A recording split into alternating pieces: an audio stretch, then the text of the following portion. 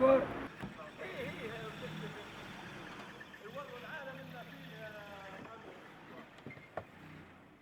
conflict itself, of course, is far to be over. There are still contested areas in Libya, and we are very concerned, of course, of the necessity to make sure that the population, the person who are not taking part in the hostilities are duly respected.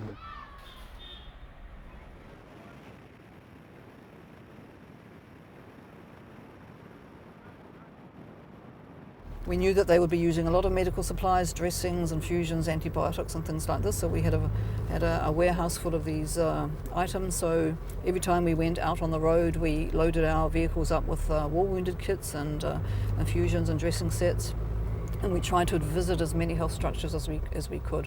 The most important thing is that once the staff started to come back to work, they were able to operate on all these people, but they needed their supplies to be replenished, and that was a major role that ICRC played. This can this for doctor. Yes. Okay. Our contribution here is essentially to be side to side to the colleagues that have very good level of surgeon, very good level of health system, but not an experience in war surgery. There are still some pieces of bone here. The ICRC had no presence before this conflict in Libya, so it was important to establish a presence since the beginning in the eastern part and then in the western part of Libya, and to develop the necessary relationship with all the parties in the conflict. This allowed the ICRC to play its role in a conflict situation and to be able to provide the necessary assistance and protection to the group of persons that were directly affected by the conflict.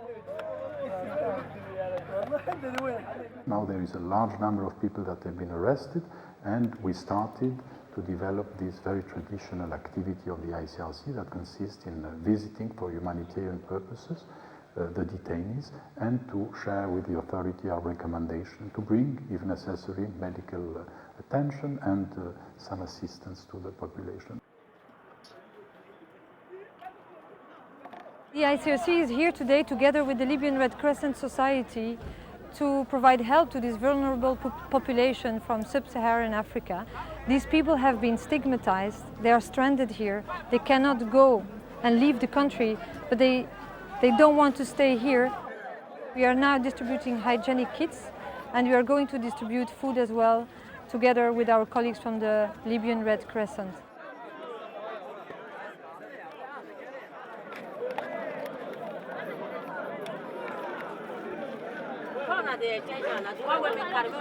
I'm referring to the situation in Sirte, to the situation in Sabah, and also in Bani Walid, where there might be still further hostilities, and therefore the necessity in that circumstances to make sure that the international humanitarian law is respected by all the parties.